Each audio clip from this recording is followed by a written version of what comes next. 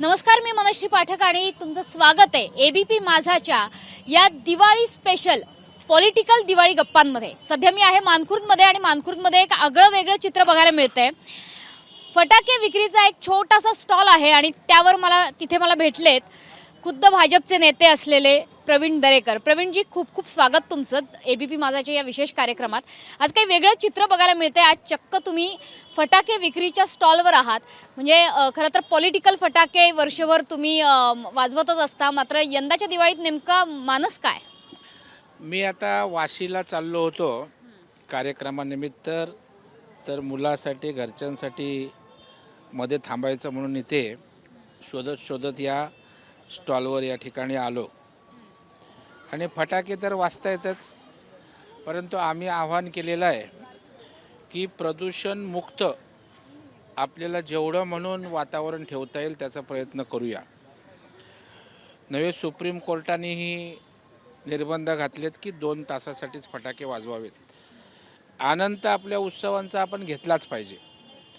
शेवटी हे उत्सव आपल्याला आयुष्यात अंधारातून प्रकाशाकडे नेण्यासाठी ऊर्जा देतात, परंतु ते करत असतानाच मुंबईत प्रदूषण मोठ्या प्रमाणावर वाढलेलं आहे आणि म्हणून त्याची काळजी घेऊन प्रदूषण होणार नाही, जास्त केमिकलयुक्त नाहीत अशा प्रकारचे फटाके वाजवून दिवाळी साजरी करावी, अशा प्रकारचं आव्हान त्या ठिकाणी राहील। निर्बंध जरी असले तरी आपण बघाल की आमचं सरकार आल्यानंतर आपण सगळ्या उत्सवांवरचे निर्बंध उठवले। त्याच्यामुळं निर्बंधाखाली दिवाळी करा असं आम्हाला म्हणायचं नाही, परंतु आज आरोग्याचा प्रश्न आहे। मुंबईकरांना श्वासाचा त्रास मोठ्या प्रमाणावर होतो आहे आणि त्याचा पडसाद मला वाटतं फिरताना सगळीकडे दिसत आहेत। बरं, तुम्ही फटाके खरेदीसाठी आलेत, काय खरेदी करताय? आणि आता अनायसे तुम्ही भेटलाच आहात तर अर्थातच राजकीय प्रश्न विचारले नाहीत तर मग दिवाळी आमची पण साजरी नाही होत। त्यामुळे तर कुठले फटाके खरेदी करतायत? मात्र जे फटाके तुम्ही खरेदी करताय ते बघून कोणाची आठवण येते? ॲटम बॉम्ब बघून? ॲटम बॉम्ब, आता आपल्याकडे बॉम्ब चालू आहेत महाराष्ट्राच्या राजकारणामध्ये। जे काय होतंय ते आपण पाहताय। त्याचबरोबर आता इथे लवंग्या पण आहेत। लवंग्याची उपमा कोणाला देता येईल? संजय राऊत साहेब बॉम्ब होत नाही, ते दाखवतात बॉम्ब आहे म्हणून, पण त्यांच्या सुरसुरी आणि लवंग्यासारखंच वक्तव्य असतं। आणि त्याच्यामुळे मला वाटतं राजकीय फटाका जर आम्ही फोडलेला आहे, उद्धवजी ठाकरेंचं सरकार घालवून पहिला शिंदे साहेबांनी आयटम बॉम्ब त्या ठिकाणी लावला आणि तो कमी म्हणून की काय, अजितदादा त्या ठिकाणी आमच्यासोबत येऊन आणखी एक धमाका बॉम्बच्या माध्यमातून केला आणि महाराष्ट्रामध्ये एक बॉम्बस्फोट होत राजकीय, तिकडे सरकार आमचं महायुतीचं प्रस्थापित झालेलं आहे। पण हा जो ॲटम बॉम्ब आहे महायुतीतला सरकारमधला, आज एक ॲटम बॉम्ब दिल्लीत आहे। दिल्लीत पण फटाके फुटतायत का?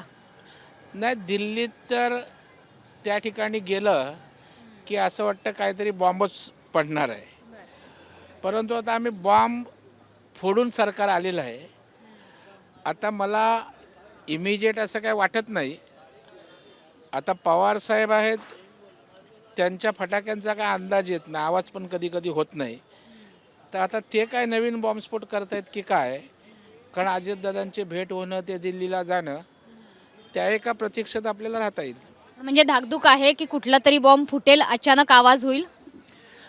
नाही, अशा प्रकारची आता गॅरंटी नाही, परंतु राजकारणात आपण बघताय आता महाराष्ट्राच्या ग्रामपंचायतीचे फटाके फुटले सगळे आमच्या बाजूनी।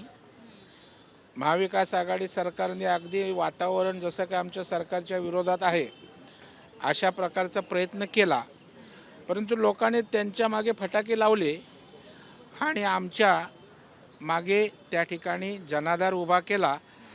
आमच्या राजकीय जीवनात आनंद प्रकाश देण्याचं काम ग्रामीण भागातील जनतेनं या ठिकाणी केल्याचं दिसतंय। पण तुम्ही ज्यांना ॲटम बॉम्ब म्हणतायत त्यांची वात पेटण्याची प्रतीक्षा आहे का?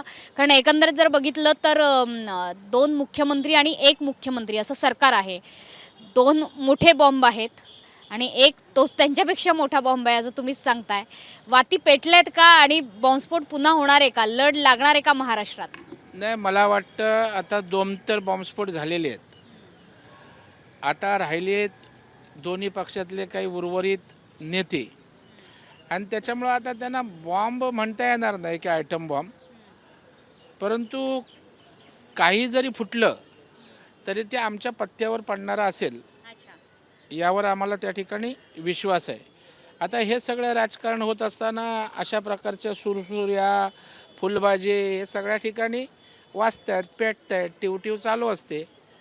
परंतु आपण बघायला आमचे नेते याची पर्वा करत नाहीत. त्यांना महाराष्ट्राला अंधारातून प्रकाशाकडे न्यायचं आहे आणि त्याच्यामुळे असे सुरसुरे, लवंग्या हे जे जे काय चालू आहे त्याकडे दुर्लक्ष होत आम्ही एखादाच धमाका करतो आणि पूर्णपणे महाराष्ट्रातील जनतेला एक धक्का सुखद मिळतो, ज्याचा आनंद जनतेला घेता येतो आणि त्यांचं पाठबळ आम्हाला मिळतं. ठाकरे गटाने असा दावा केलाय की आज मुंबऱ्यामध्ये ते फटाके फोडणार आहेत. नाही, मला वाटतं ठाकरे गट आता उसनं अवसान त्या ठिकाणी आणतोय आणि मला वाटतं त्यांचे फटाके मुंबऱ्यातनं फुटतायत याचाच अर्थ काय परिस्थिती आली आपण बघा.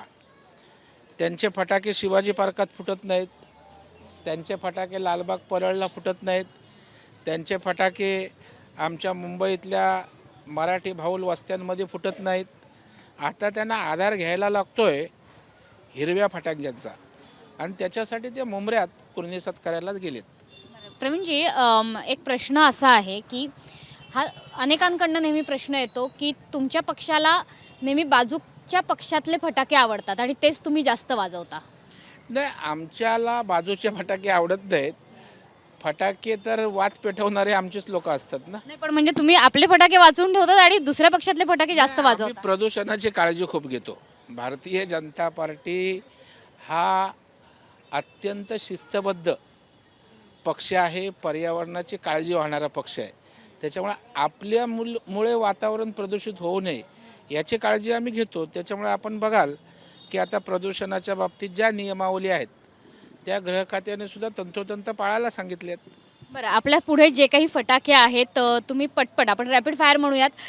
कुठल्या फटाक्याकडे बघून कोणत्या नेत्याची आठवण येते? हा आहे रॅपिड फायर अमित शाह. ही मोठी लढ आहे फटाक्यांची. कुणी लावली आहे? देवेंद्र फडणवीस साहेब. लवंगी फटाके. संजय राऊत सुरसुऱ्या आणि लवंगी. बरं, इथे ही बंदूक आहे, प्लास्टिकची बंदूक आहे, गोळ्या नाही आहेत. एकनाथ शिंदे. गोळ्या नाही आहेत. गोळ्या त्यांनी काढून ठेवल्यात, योग्य वेळी गोळ्या टाकतात आणि फायर करतात. गोळ्या कोणाच्या खिशात आहेत? गोळ्या त्यांच्याच खिशात असतात, आवश्यकतेनुसार ते काढतात. आपण बघताय सत्ता बनवताना त्याने टप्प्याटप्प्याने कशा गोळ्या काढल्यात आणि त्या ठिकाणी राज्यात सरकार बसवलं. योग्य वेळ गोळ्या काढण्याची कोण सांगतं नेमकं? नाही, कोणी आहे? जेव्हा गोळ्या काढायची आवश्यकता आहे तेव्हाच गोळ्या काढतील. मला वाटतं असता सगळं स्थिरस्थावर झालंय, परंतु अधूनमधून काही डोकं वर काढतात, मग बंदूक काढायला लागते आणि शिंदेसाहेब योग्य वेळी काढतात. बरं, रॉकेट आहे तिथे मोठाले, जे आकाशात जाऊन आतिषबाजी करतात अचानक. नाही, रॉकेट तर तुम्ही बघाल आमचे मोदी साहेब, रॉकेट प्रत्यक्षात मोदी साहेबांनी चांद्रयानावर त्या ठिकाणी अंतराळात पोचलं. त्याच्यामुळे मला वाटतं की मोदी साहेब हे विज्ञानाचे प्रणेते आहेत. आज टोकाला जाऊन चंद्रावर आज यान उतरू शकतं, आता सूर्यावर पण उतरत आहेत. त्याच्यामुळे रॉकेट किंग आमचे मोदी साहेब. शेवटचे 2 फटाके जे प्रेक्षणीय आहेत, दिसायला सुंदर आहेत, आवाज करत नाहीत, पण काही मिनिटच चालतात. पाऊस आणि भुईचक्र. भुईचक्र मला वाटतं उद्धव ठाकरे तिथल्या तिथे गोलगोल फिरत आहेत. त्यांना दिशाच सापडत नाही कुठे थांबायचं, त्यामुळे गोलगोल फिरत आहे. आता पाऊस दिसायला सुंदर असं पटकन मला सांगता येणार नाही. आता आपला काय प्रश्न आहे? पावसाची उपमा कोणाला? पाऊस दिसायला सुंदर, काही मिनिटच चालणार, आतिषबाजी सुंदर अंधारेनं दिसणार. दिली असते उपमा, पण अंधाऱ्यांचा आवाज येतोय.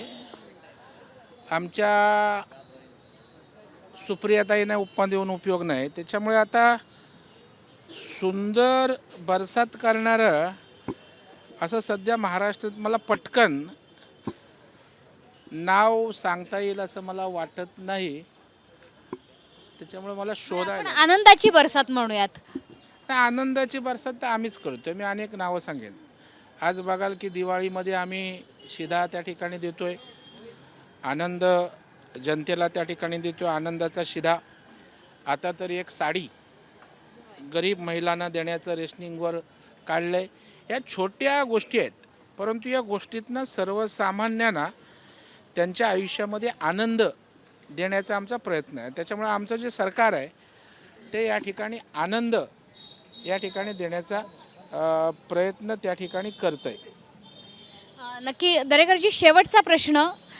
जी टीम आहे पूर्ण सरकारची, अनेक फटाके अजूनही प्रतीक्षेत आहेत की माझी वात नेमकी कधी पेटते आणि कधी माझ्यातर्फे आतिषबाजी केली जाते. कारण मंत्रिमंडळ विस्तार हा रखडलेला आहे, नुसतेच फटाके घेऊन स्टॉकमध्ये ठेवलेले आहेत असंही अनेकांना वाटतंय.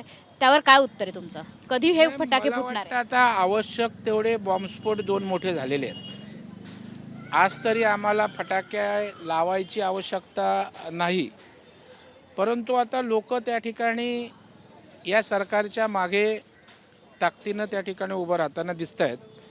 आणि त्याच्यामुळे त्यांनी स्वतः जर ठरवलं असेल काही स्फोट करायचा तर त्याचं स्वागतच असेल आमच्याकडून. पुन्हा एकदा सांगा, कोणी स्फोट करायचा ठरवलाय ज्याचं तुम्ही स्वागत करताय? अशा कुठल्या नव्या स्फोटाचं स्वागत करताय? मध्ये असं एखादं काय त्याला बोलतात व्यक्तिमत्व कोण आहे नेता की ज्याचा ठाव लागत नाही, त्याच्यामुळं कधी काय करेल याचा भरवसा नाही. आता काल मला विचारलं की अजित पवार साहेब गेले तर काय, मी आता बोललो काका पुतण्यांची चर्चा आहे. बरं, पवार साहेब काय करतील याचा कोणाला नेम नाही. त्याच्यामुळं आता अशी चर्चा आहे की पवार साहेबच उद्या साथ देतील की काय, तो तर मोठा धमाका असेल.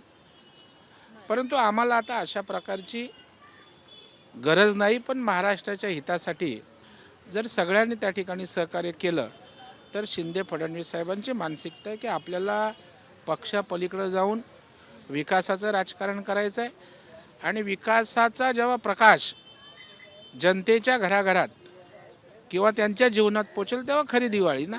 फटाके येतात, वाजवतो, आपण दुःख विसरण्याचा प्रयत्न करतो, परंतु जेव्हा जे सुखानं समाधानानं प्रत्येक नागरिक या ठिकाणी राहील तेव्हा खरा सत्ताधाऱ्यांच्या सत्तेचा उपयोग आहे, आमच्यासारख्या कार्यकर्त्यांचा. यासाठी शरद पवारांची साथ गरजेची असं तुम्हाला म्हणायचं आहे का? आणि शरद पवार साथ द्यायला तयार आहेत का? काय नेमकी चर्चा आहे? नाही, कसं आहे, शरद पवारांनी जरी ते आमचे विरोधक असले तरी विकासाचं राजकारण केलेलं आहे. आणि मग विकासाच्या मुद्द्यावर जर त्यांना आता खात्री होत असेल, परवा वळसे पाटील साहेबांनी आम्ही शेतकऱ्यांसाठी कोणत्या योजना आणतोय, विम्याच्या संदर्भात काय करतोय, दुष्काळासंदर्भात काय करतोय, हे मला वाटतं सगळं सांगितलं. आणि मग जर त्यांच्या स्वप्नातला विकास आकार घेत असेल तर मोठ्या मनानं ते सपोर्ट करू शकतात ना. सपोर्ट नेमका कुणाला करणार? पुतण्याला करणार की तुम्हाला, तुमच्या संपूर्ण सरकारला करणार? नाही, अर्थात पुतण्या आमच्याबरोबर आहे, त्याच्यामुळे पुतण्याला सपोर्ट केला तरी आमच्या सरकारला होईल आणि आमच्या सरकारला सपोर्ट केला तरी पुतण्याला सपोर्ट होईल. त्याच्यामुळे त्यांनी सपोर्ट करतो सगळ्यांना, पुतण्याला आणि सरकारलाच असू शकेल. हा शरद पवारांचा आवाज न करणारा फटाका नेमका कधी फुटेल? काय शरद अंदाज? पवारांचा फटाका हा लागल्यावरच कळत असतो. अंदाज त्याच्या अगोदर ते काय करतात, वात कुठे असते, दारूगोळा कुठे असतो, त्याचा कोणालाच पत्ता लागत नाही. पण फुटण्याची शक्यता आहे असं सुचवता? नाही, त्यांनी त्या महाराष्ट्राच्या राजकारणात अनेक वेळा त्यांनी फटाके फोडलेले आहेत, त्याच्यामुळे ते फोडणारच नाहीत, होणारच नाही असं काय म्हणायचं धाडस मी करणार नाही. त्याच्यामुळे एक महत्त्वाची गोष्ट प्रवीण दरेकर आपल्याला सांगतायत की महाराष्ट्रात आवाज न करणारा एक मोठा फटाका आहे शरद पवारांच्या रूपाने. तो कधी फुटेल सांगता येत नाही आणि कदाचित देवेंद्रजींचा पण फटाक्याचा आवाज कधीच येत नाही. तो आवाज झाल्यावर कळतं की देवेंद्रजींचा सायलेंट फटाका फुटलेला आहे. म्हणजे असंही म्हणतात अनेक. बॉम्बस्फोट जे झाले ते बॉम्बस्फोट त्या ठिकाणी देवेंद्रजींना माहीत होतं, त्यांना त्याची सगळी पूर्वकल्पना होती आणि त्यांच्या सायलेंट संकल्पनेतनं हे बॉम्ब स्फोट झालेले आहेत. त्याच्यामुळे त्यांचं तर पवारांसारखंच किंवा त्यापेक्षा अद्भुत असा सायलेंट फटाका असतो. प्रवीणजी, तुम्ही सहकारी आहेत देवेंद्र फडणवीस यांचे.